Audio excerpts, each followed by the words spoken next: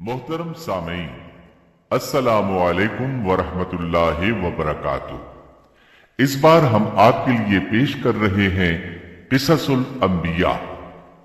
अब हम जिक्र शुरू करते हैं आदम अलैहिस्सलाम का।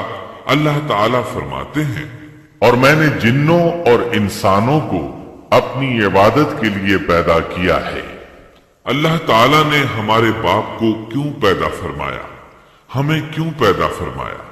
ताकि हम उसकी इबादत करें। अगरचे वो इबादत का मुहताज नहीं, वो तो बेनियाज है, अलबत्ता हम उसके मुहताज हैं। उसके अस्मा बेहतरीन और हसीन हैं। वो आलीशान सिफात का मालिक है। उसने अपने नामों के आसार जाहिर करने के लिए मखलूक को पैदा फरमाया। रहमत के आसार, कुदरत के आसार, जब्र और ताकत के आसार और हिकमत के आसार जाहिर करने के लिए मखलूकात को पैदा फरमाया, वरना वो किसी चीज का मोहताज नहीं। आदम अलैहिस्सलाम की तख्लीक से पहले ही इस बारे में अल्लाह ताला का फरिश्तों से मुकालमा हुआ। अल्लाह ताला ने फरमाया, और जब तेरे रब ने फरिश्तों से कहा, मैं जमीन में एक खलीफा बनाने वाला हूं। खलीफा से मुराद है नाइब, और ये कि उसकी नस्ल में से हर एक दूसरे का खलीफा होगा। जबकि सैयदना अबू बकर सिद्दीक रजी अल्लाह अन्हु नबी अकरम सल्लल्लाहु अलैहि वसल्लम के खलीफा हुए, सो अल्लाह ने एक खलीफा बनाने का इरादा फरमाया जो जमीन में हुकूमत करे और उसको आबाद करे। अल्लाह ताला ने तुम्हें जमीन से पैदा किया और उसी ने इस जमीन में तुम्हें बसाया है। अल्लाह ताला का इरादा हुआ कि जमीन को आबाद करवाए, जबकि जिन इस काबिल नहीं थे, क्योंकि उनमें इस कदर अक्ल दानिश नहीं थी कि जमीन को पुर रौनक और सरसब्ज व शादाब रख सकें। उलमा जिन्नात के बारे में कहते हैं, उनका सबसे बड़ा अक्लमंद जिन इंसानों के 10 साला बच्चे के बराबर अक्ल रखता है।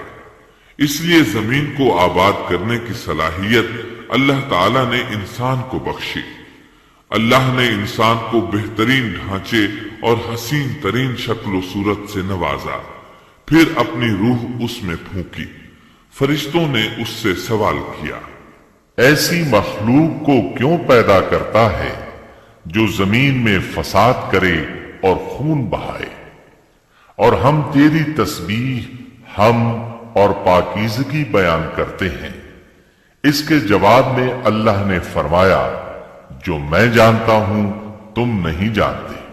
दरअसल फरिश्तों ने किसी तरह मालूम कर लिया था कि आदम की औलाद जमीन में फसाद करेगी, खून रेजी करेगी, लेकिन उन्होंने ये बात एतराज के तौर पर नहीं कही थी, क्योंकि ऐसा एतराज तो गुनाह है और फरिश्ते पलक झपकने के बराबर अल्लाह की मासियत और नाफरमानी नहीं करते, बल्कि वो तो निहायत मुअज़्ज़ज़ इबादत गुजार है।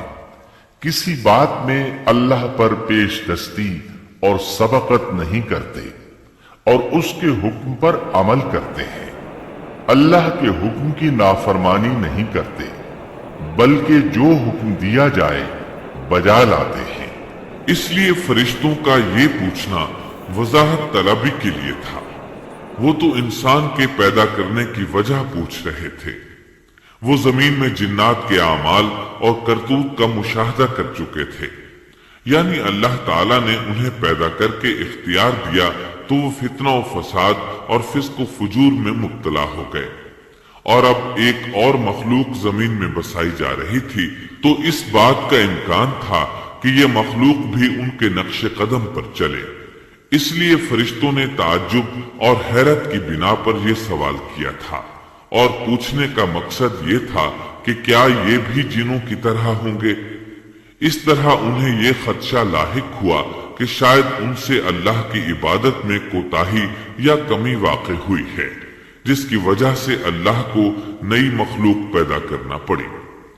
इसलिए उनकी बात में यह भी था कि हम तेरी हम और सना बयान करते हैं। बहरहाल इनके सवाल के दो मकसद थे کیا یہ جنوں کی طرح فساد کرنے والی قوم ہے؟ کیا ہم سے تیری عبادت میں کوتاہی ہوئی ہے؟ اس پر اللہ تعالی نے فرمایا، جو میں جانتا ہوں وہ تم نہیں جانتے۔ اس موقع پر فرشتوں کے ذہنوں میں ایک اور بات بھی آئی۔ وہ آپس میں کہنے لگے کہ اللہ تعالی جو بھی مخلوق پیدا کرے گا وہ ہم سے زیادہ معزز اور عالم نہیں ہو سکتی۔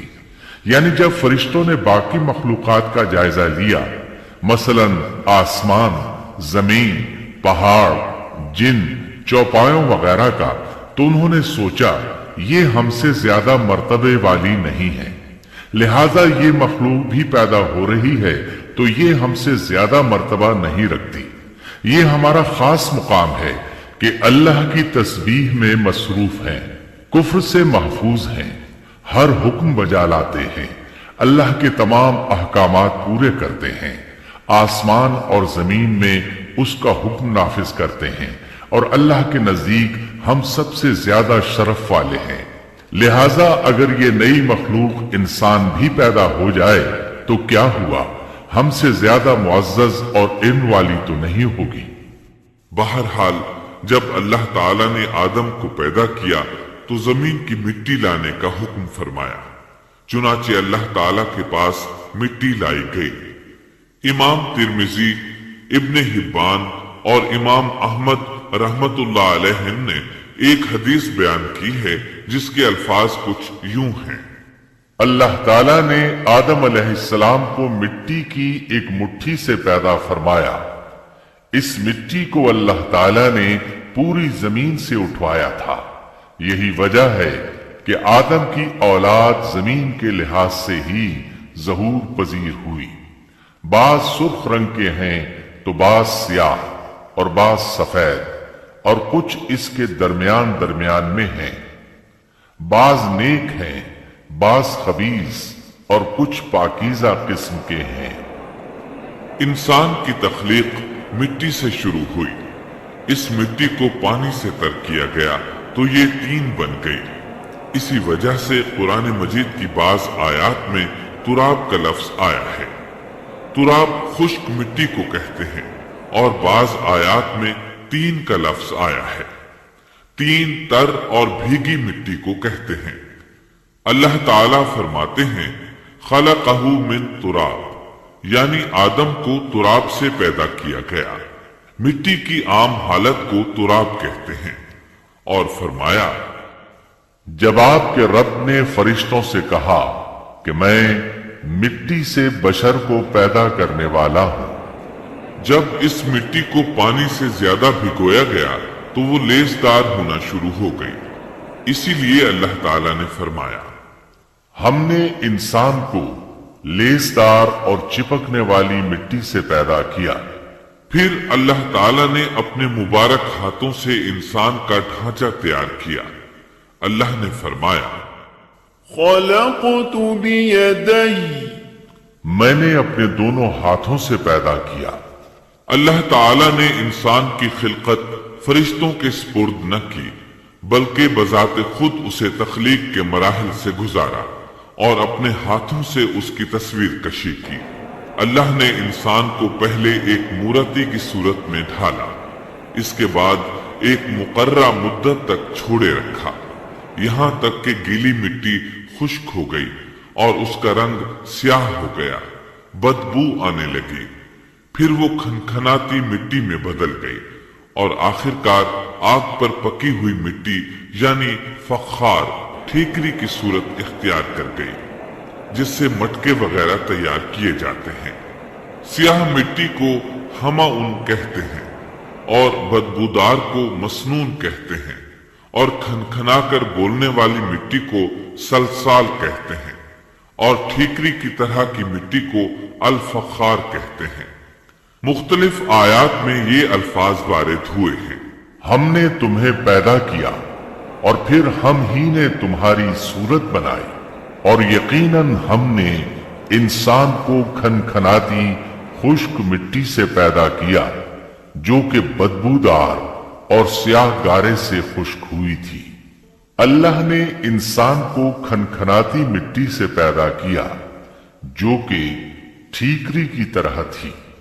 इन तमाम आयात करीमा में कोई तनाकुज, तारुज और इख्तिलाफ नहीं, इसलिए कि इन मुख्तलिफ आयात में इंसान को उसकी तख्लीक के मुख्तलिफ मराहिल की याद दहानी कराई गई है।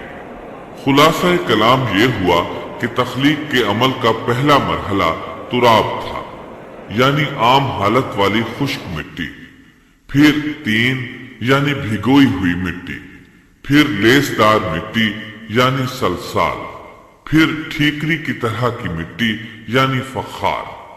और ये काम जुमे की आखिरी घड़ी में किया गया, और ये दिन अल्लाह के लिहाज से शुमार होने वाले दिनों में से हमारे दिनों की तरह न था।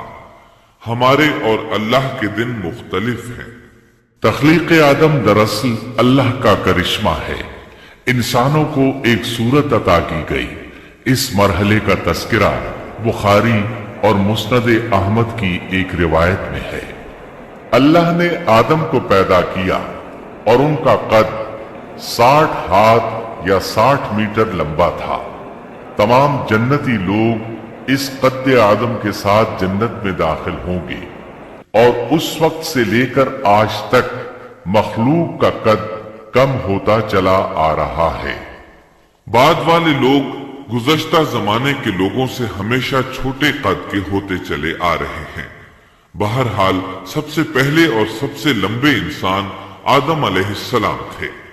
इमाम अहमद ने मुनफरिद तौर पर एक रिवायत बयान की है। इसमें रसूल अकरम सल्लल्लाहु अलैहि वसल्लम ने आदम अलैहिस्सलाम की लंबाई 60 हाथ यानी 60 मीटर और चौड़ाई 7 हाथ बयान फरमाई है। सुभान अल्लाह! सैयदना आदम किस कदर जखीम और अजीम मखलूक थे। सही मुस्लिम और मुस्नद अहमद की रिवायत में है, अल्लाह ने आदम को पैदा किया तो उसे अपनी मंशा के मुताबिक कुछ अरसा ढांचे की सूरत में छोड़े रखा। इब्लीस उसके इर्द गिर्द चक्कर लगाने लगा। उसने देखा कि वो पेट वाला है। वो समझ गया कि ये मखलूक अपने आप पर कंट्रोल नहीं कर सकेगी। इस हदीस से मालूम होता है कि इंसानों की तरह जिन्नात का पेट नहीं है। सिर्फ इंसान ऐसा है जिसका अंदर वाला हिस्सा खोखला है। बहरहाल अल्लाह ने इंसान को इस शक्ल और सूरत में पैदा फरमाया। आदम 40 रातें मुजस्समे की सूरत में पड़े रहे। जिस्म मौजूद था लेकिन रूह नहीं थी। इब्लीस आता, इस ढांचे को ठोकर लगाता तो जिस्म से ऐसी आवाज निकलती जैसे खाली मटके पर हाथ मारने से निकलती है। इसीलिए अल्लाह ने भी फरमाया है कि वो खनखनाती मिट्टी से पैदा किए गए। आदम अलैहिस्सलाम में रूह डालने से पहले एक मर्तबा फरिश्तों का उनके पास से गुजर हुआ तो वो कुछ घबरा से गए। इब्लीस को तो बहुत ज्यादा घबराहट का सामना करना पड़ा। वो गुजरते हुए ठोकर मारता और कहता, तुझे किसी खास मकसद के लिए पैदा किया गया है। ये कहकर वो आदम के मुंह में दाखिल हो जाता और कमर के रास्ते बाहर आ जाता और फरिश्तों से मुखातिब होकर कहता, इससे घबराने की कोई जरूरत नहीं। अगर मुझे इस पर मुसल्लत कर दिया गया तो मैं यकीनन इसे हलाकत में डाल दूंगा, और अगर इसे मुझ पर मुसल्लत कर दिया गया तो बिलाशुबा मैं इसकी नाफरमानी करूंगा। अंदाजा कीजिए वो ताज्जुब कर रहा है कि उन्हें क्यों पैदा किया गया है। उसकी आदम अलैहिस्सलाम से दुश्मनी किस कदर पुरानी है। गोया इब्तिदा ही से ये अदावत पर डट गया था। बहरहाल अल्लाह ने आदम में रूह फूंकी। इस मज़मून को कुरान मजीद में जा बजा जिक्र किया गया है। अल्लाह ताला फरमाते हैं, जब मैं इसको ठीक ठाक कर लूं और इसमें अपनी रूह फूंक दूं तो तुम सब इसके सामने सजदे में गिर पड़ना। एक और जगह फरमाया, अल्लाह ताला के नजदीक ईसा अलैहिस्सलाम की मिसाल हू बहू आदम अलैहिस्सलाम की मिसाल है। अल्लाह ने उन्हें मिट्टी से बनाकर कहा, हो जा, वो हो गए। अल्लाह ने आदम अलैहिस्सलाम को मिट्टी से पैदा किया, अपने हाथों से बनाया, फिर उसमें रूह फूंकी। اس کا مفصل بیان احادیث میں موجود ہے۔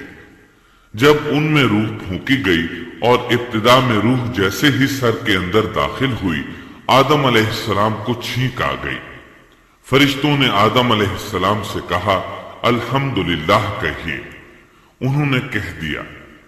اللہ کی اس تعریف کے جواب میں اللہ تعالی نے فرمایا رحمک ربک، یعنی تجھ پر تیرا رب رحم فرمائے۔ سبحان اللہ۔